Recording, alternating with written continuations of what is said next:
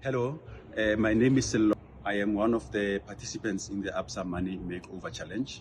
I have been asked to do this video just to share with you some of the lessons I have learned since my participation in the challenge. I have 4 lessons basically that I have taken away after the couple of months that we have been in this program. And the first important lesson I learned in the Absa Money Makeover Challenge was the importance of having a will. Since my financial advisor explained the issue of the will to me, I took it upon myself to go and listen to a lot of people, even including lawyers, speaking on what it means for a person to not have a will and what can the implications be. I have learned a lot.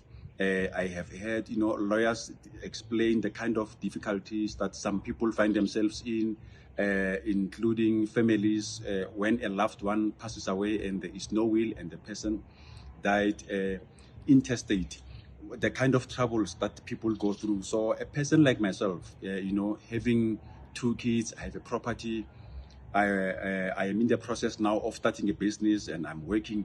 Very, very, very important for me. I can say it was actually irresponsible of me not to have a will because I did not have one before my participation in the Absa Money Makeover Challenge. So that is the first lesson I have learned. The second lesson that I have learned is that I must be careful not to take up too many personal debt. And I will explain why I'm saying this. It does not matter how much pressure I find myself in.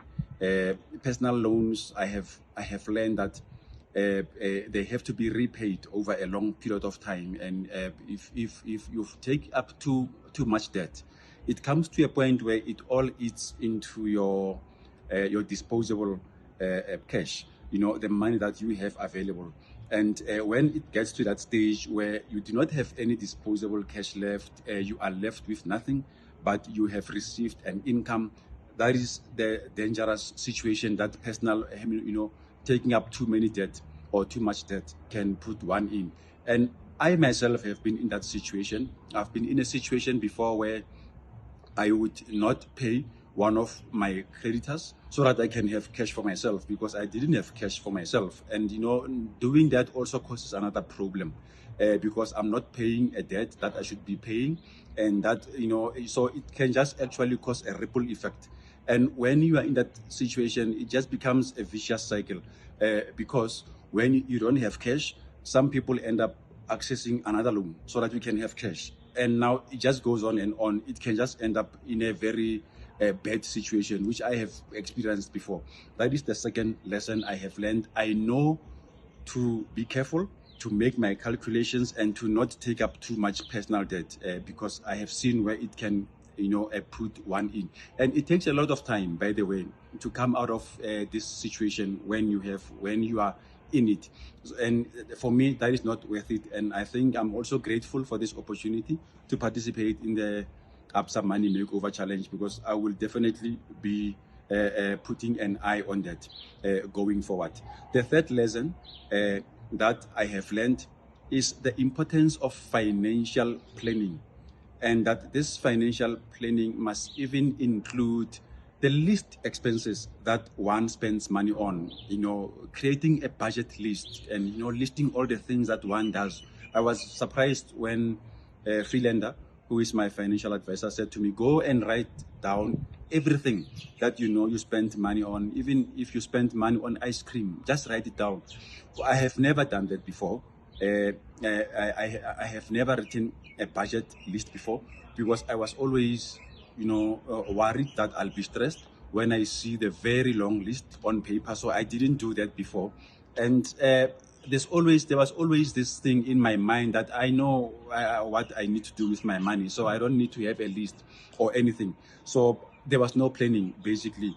I would spend. And that is why in the end, one ended up, in the situation that I found myself in. So now financial planning is very, very critical. It's very important because you are able to say, someone shared a screenshot with us. Marlene shared a screenshot with us, where someone was saying, if you don't tell your money where to go, you will wonder where your money went to. You know, that is a message that someone said, and that has been my experience for the longest of time. I didn't tell my money where to go. I just didn't want to put myself through the stress of writing up budgets and doing this.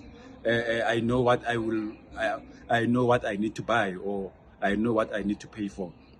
So I have always taken it in that spirit, but I know the importance now of financial planning, and I've started early on. Even from the first week, I didn't want to let this opportunity go to waste.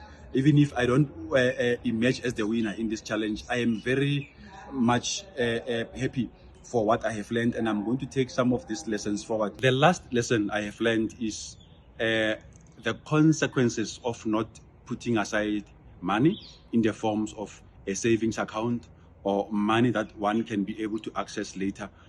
I was not putting aside money because, as I said before, I had a lot to spend on. I had debt and I had this, I had that. But then not putting aside money causes serious problems because right now I have a small business, which is just at the startup phase.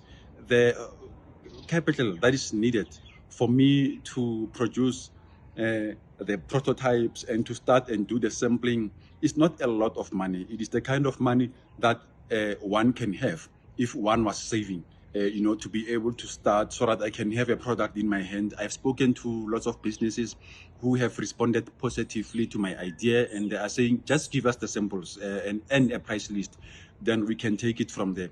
I mean, this is a very big opportunity. If you have clients who are saying, give us the sample, we really would like to have a look at it. We are interested, but let's see the sample first, and also let's see what is your price list.